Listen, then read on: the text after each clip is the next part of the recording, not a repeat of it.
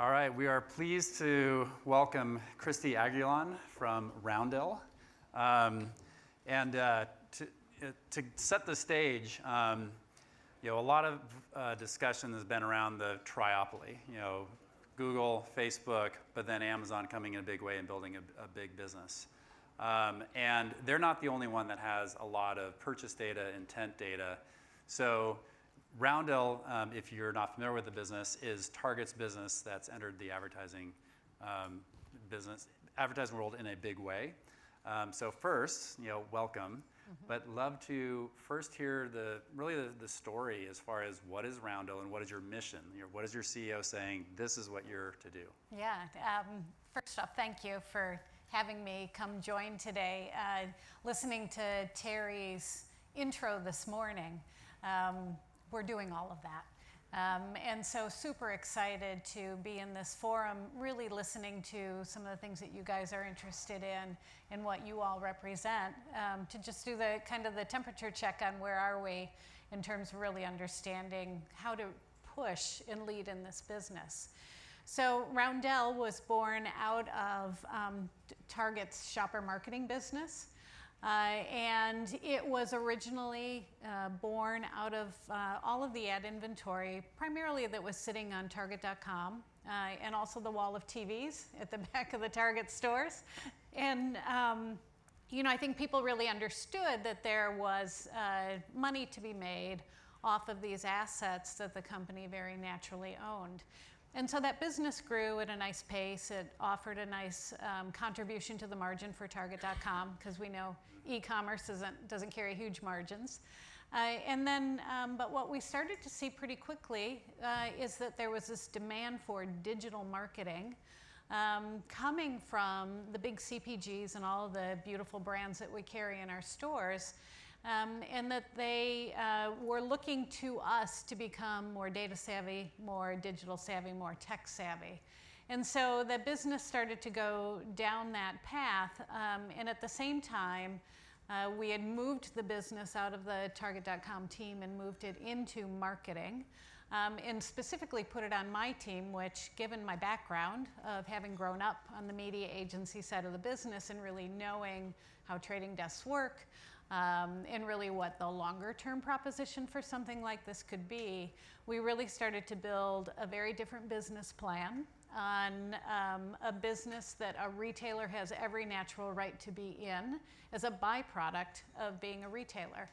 So we've been lucky in that the company's interest in finding new innovative businesses that Target should be in hit at the same time that the marketplace is looking for it. So I sit on all these client councils. CMOs, as much as they got smack talk today, they're lifting the hood now and they're looking at the data that they've been transacting off of for years, and they're appalled at what they're finding. And so the demand for better data pools to be transacting off of is growing exponentially, even over just like the past 2 years. I think that the awareness that there is a lack of quality data out in the marketplace. So naturally, they're coming to us, they're coming to Walmart, they know that Amazon's got it, they wish Facebook would offer it up more easily, and they know that there's a lot of products that can be bought from Google. I've got a CEO of our company, Brian Cornell, who gets it, and he has declared Roundel as a business, as a strategic priority for Target. And as a result of that, I've got an executive team at Target who's very interested and engaged in the business. We have a commitment and an investment from Target to grow the business. And as a result of that, we continue to see double-digit growth year over year. It's a good contributor to margin. And the business is taking off. A couple of the things that I'm really excited about, and Scott actually talked about this a little bit too, it's also coming at a time where we can approach the marketplace in a very different way. I heard us kind of get grouped together as being a walled garden earlier today. And I actually like to think of us as the anti-walled garden. The marketplace needs different solutions, and the media actually is at its best when it's in the best interest of everybody, not just in the best interest of us making money. And so you'll see that in a lot of the product design and how we're approaching the marketplace. So people are looking at data, especially with data privacy laws coming in. So they know that a lot of the crap that's out there is probably going to go away, and they just want something with higher fidelity. We are real big on brand safety. So we make sure that the environments where ads run in the campaigns that we launch out there, that they're in a brand safe environment. We're proving that sales are happening. And we're trying to just kind of do the opposite of where the marketplace is right now, because people are just looking for good partners, because it's hard to do marketing right now. Great. So let's dive into a few of the things that you just went through. So I know the first time we met, this is not a shoot from the hip effort. You'd been building a combined data set for years. You know, your loyalty data, your store data, your Target.com data. And then from there, you can leverage that data in different advertising products. You know, one that I was reading about recently was programmatic by Roundel. So I'd love to hear what that is, what it enables your partners. Sure. We see that there are 3 pillars to our business. The first one is managed services, which is where we started. So sales team, media strategy team, you send us an RFP, we build a campaign for you, we do the creative, all of that stuff. The second one is self-serve, which, you know, nothing is really self-serve, but self-serve, which for us is the programmatic bucket. And the idea there is, how can we give many marketers access to the audiences that we can build off of our first-party data, and marry it with quality content too, so that we have 150 publishers that we work with on a regular basis. We have a couple that are in our programmatic offering that we just brought to the marketplace last summer. And the idea there is we will allow you to build audiences off of first-party data. We will marry it with what we consider to be brand-safe content, and then we will prove that it actually drove sales. And what's different about it is this isn't our platform that you have to come to and log into. We've integrated with Index Exchange. We've created, you'll hear this a lot in kind of our story. We do a couture version of what a company like Index Exchange can bring to the marketplace. So now you can integrate us into any DSP. You don't have to come to our DSP. And the idea, again, is we want to make ourselves available to the marketplace in a data privacy compliant sort of way to allow people to build audiences off of first-party data. So that's the premise behind the programmatic offering. Great. And along those lines, so we hear from brands, that they're like, yeah, we also want to be data focused. We want to be able to understand our customers, et cetera, but most of the data is housed within the retailers. Can you talk a little bit about, how are you working with brands so that they can, you talked about targeting audiences, a little more specifics on how, pick a brand that you work with that can, use you as a partner to reach their goals, with their audiences. Yeah, and that's, you talk about LiveRamp and kind of this neutral place that they can play in the world. We use partners like that can help us create appropriate ways for us to be able to share the right data in the right way with key partners. We think that third pillar to our business is services. And in the services bucket, we have our measurement products that we're bringing to the marketplace, as well as what I call an audience API. So how do we create a product where anyone can start to just use our audiences to transact their media in whatever way they want to? And so those are some of the ways that we can make our data available. We do get the, if you give us all of your data, we'll disproportionately aim all these sales to Target. And it's like, you can't do that. That's a Trojan horse for you on our data. And we're not going to do that. That is not the relationship and the promise that we have with our guests, though we are completely open to figuring out ways to appropriately allow key partners to get the type of learning and information they need. So one that surprised me that I read about recently was TV by Roundel. I saw an article with Disney. So when I thought about your business, it was, okay, well, there's your O&O inventory, in-store TVs. There's also leveraging the data that you can, buy off of your O&O. But this one surprised me. So it was a TV offering. So love to hear more about what that is. Yeah, this is part of where my history in the business comes from too. Because damn it, TV should be held as accountable as everything else. And I saw the stats that Terry was showing this morning too in terms of linear TV viewing and how that's shifting. But a company like Disney is completely, not completely, they are with Kevin Mayer as, the man who does the big deals for Disney and understands what innovation looks like for that company. All of advertising sales reports into him now. And so he gets the need for the core, one of the pillars of their business to evolve as quickly as possible so that it's more future-proof. So it's not just linear TV, it's Hulu, it's Disney Plus. So they really have a much broader spectrum that's going to allow all of us to learn around how you can look at those things together. And so another key partner that's in the room is Eyespot.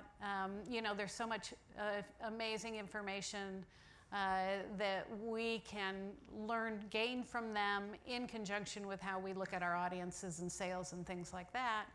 We can now go to a big media company like Disney and we can help them understand what are the favorite programs of a very unique audience, not women 18 to 49. And so when you start even to look at what programming is preferred, all these proxies, right? Premium inventory, high attentiveness, all that stuff goes away. It's just this group of people likes this. So it changes how you think about what you buy. But then with a partner like Disney, they're coming to the table saying, we're willing to let you optimize. So we're going to bring the inventory to the table where if you see that something isn't working, we will work with whatever partner we bring to the table.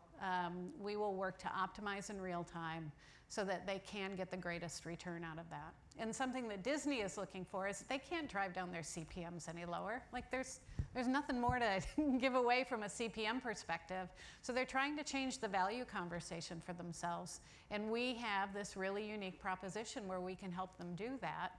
And so we actually think that the opportunity with the big media companies is pretty significant. And we're willing to, again, have that kind of open offering where we go to the market together. Disney believes that they can go to Walmart and they can do the same thing. But we know we can go to NBCU and do the same thing. So we have this great understanding and relationship based on trust, which Scott also brought up, trust on innovating together. But knowing that we're building something that will should more broadly affect the marketplace. Great, I think you just answered the question I was going to ask you. So that same Disney article I read talked about how you can, measure the outcomes. So is Sean in the room? Sounds like Eyespot is that partner to connect, the media with the actual outcomes. They're a key connection point. Yep. And if we can use our audiences and our sales data to understand whether or not we drove the outcome is a key piece. The other piece that we're really leaning in on though is that this is also an offering for what we call non-endemic, so automotive, financial, entertainment. Right. You would bring different data partners to that conversation so that you can actually understand, did you drive traffic to a dealership or whatever, and then measure different outcomes, but similar. That's interesting. So, partners like a P&G are obvious. You sell a lot of their products through your stores. So if it's Ford, what is the pitch to Ford? Yeah, it's real people to start with.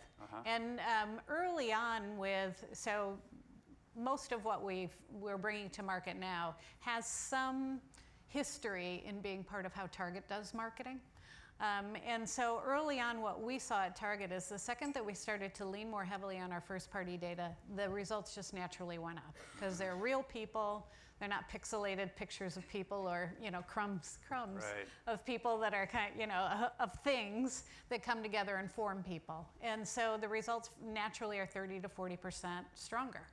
And so start there start transacting on real people data and see what the difference is. Yeah. And then longer term though, if you use like location-based data, now you can start to see ran a program with this audience, and you can do something as simple as buying diapers, group a couple of things together and go cue the minivan campaign.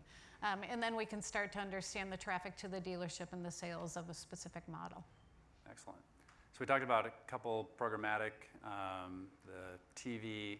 Are there any other offerings that we should go through that you say these are other core offerings? Nothing that is nothing that I would say is get out of alpha stage yet. Yep. But measurement and this idea of audience API are two areas that we're leaning in very heavily and should have some, proper news for the marketplace at that point. Great. So what are you hearing from your customers now? Like, are they saying, well, Roundel, you're kicking ass, or what are the results? Yeah. What we're hearing right now is that the most progressive clients that we work with are super excited about what we're doing and are ready to be able to engage at the highest sophisticated level. What we're also seeing, though, is even clients who come in and run base campaigns with us are seeing really strong results, and so are continuing to come back and renew. We are running more campaigns now than we ever have, quarter after quarter. Our volume just increases more and more. What people are especially excited about is that it's a different data proposition in a time where everybody's worried about when CCPA starts to hit and data pools start to really be scrutinized. Do they have a place to go to be able to run campaigns? So we're hearing incredibly positive, even on the fundamentals, real positive commentary, renewals, everything's coming back to us as clients continue to market with us. The more progressive clients are super excited about the things that we have in our pipeline, and we have some really strong alpha products that we're playing with right now, TV by Roundel being one of them. We have two versions. We have what we're doing with Disney, and then we have another version that is really based around addressable TV. And we have a product that is a result of that we're using, that we built with Eyespot as a big part of it, that even just something like that, we're starting to see a lot of demand in the marketplace to be able to access or license a tool like that. Great. So one of the things, since everybody talks about Amazon, triopoly, all the purchase data, intent data, one thing they don't have is all the massive set of in-store purchase data that you have. Right. Does that give any kind of unique signals or advantage in the marketplace? Yeah, it's about 90% more of the retail sales that are happening out there in the world. There you go. All right. And I think that you really get a better sense of a more holistic picture of the person. Yep. When you can kind of see what they're doing in brick and mortar and online. And we have over 1,800 stores. What I didn't mention, we have over 150 million, identifiable guests. Mm-hmm. You can imagine the kind of stitching that goes on with that, so that we can, make sure that we can see who these groups of people are. Even with Disney, we have a 70% match of all the data that they have versus ours. So, like the database that we're working on is quite significant. Excellent. So since you are really getting going right now, mentioned Eyespot as a key partner. Since there are other potential partners in the room, is there anything that you would like to say? Love to talk to you if you do this, or ways to partner with you. Any advice for the folks in the room? Yeah. It's what I kept hearing today too was build or buy. We're in that space of build, borrow, or buy. In the borrow space in particular, I think what I'm super interested in is how can you mash up a couple of different partners and have something really unique that you can take to the marketplace. Another partner is Zephyr. They help us tame the beast of YouTube. YouTube wasn't really aware of how we were using Zephyr, but you kind of get those partners together.